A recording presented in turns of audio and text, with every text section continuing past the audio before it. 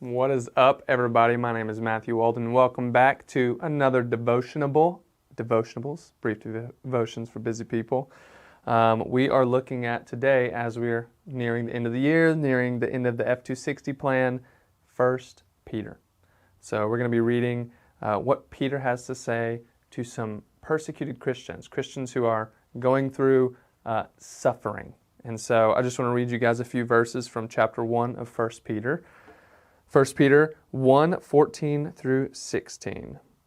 As obedient children, do not be conformed to the passions of your former ignorance, but as he who called you is holy, you also be holy in all your conduct, since it is written, you shall be holy, for I am holy. Okay, I know what you're thinking. Matthew, why are you giving us this devotional about being holy? It's almost Christmas time. We need something more about baby Jesus. And I hear that, but I think that the message to be holy is actually especially relevant to us as we're walking into the Christmas season as well. And I want to convince you why. So just think about the audience that Peter is writing to, a group of persecuted Christians who are going through hard things. And the message that he gives to him, one of the messages, is be holy. So be holy in the midst of your suffering. And he goes on and he talks about these specific areas that he wants them to be holy in. And so he references submission to authority. He says to servants, be subject to your masters. And then he begins to talk to wives and husbands, and he says, wives, be subject to your husbands, and husbands, pray for your wives, live with your wives in an understanding way, so as to not hinder your prayers. And so all these messages that are coming to the Christians that are reading this letter or hearing this letter read aloud from Peter, they're saying, oh, we're suffering. Why is he calling us to be holy?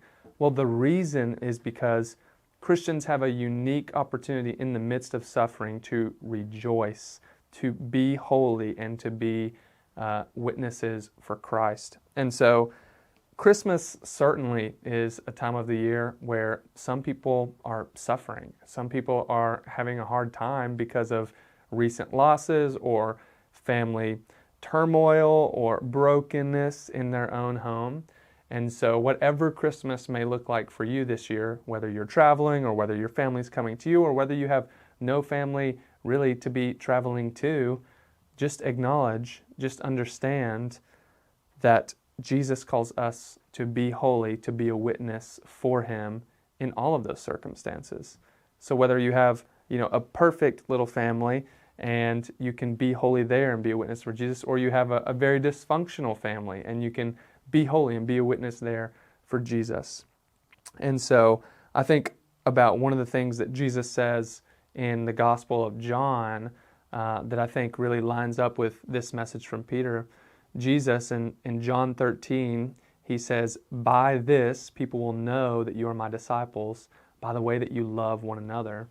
And so as we are interacting with maybe those difficult family members, or whether we are, being ridiculed because of our life circumstances by our family members, or whether we're just internally suffering and not really wanting to treat those around us with love, we should hear that message from Jesus, to love others in such a way that exhibits to those around us who are watching, the watching world, that we are followers of Jesus, that we are uniquely different. So that message that Peter says to the persecuted Christians, be holy, for our Lord is holy, that's a message that we can receive too. We ought to be holy, be unique, be different, because our Lord is, and we can witness to Him in this holiday season through that. And so hopefully that's a message you can take with you today as you begin to ramp up for the holiday season in about a week.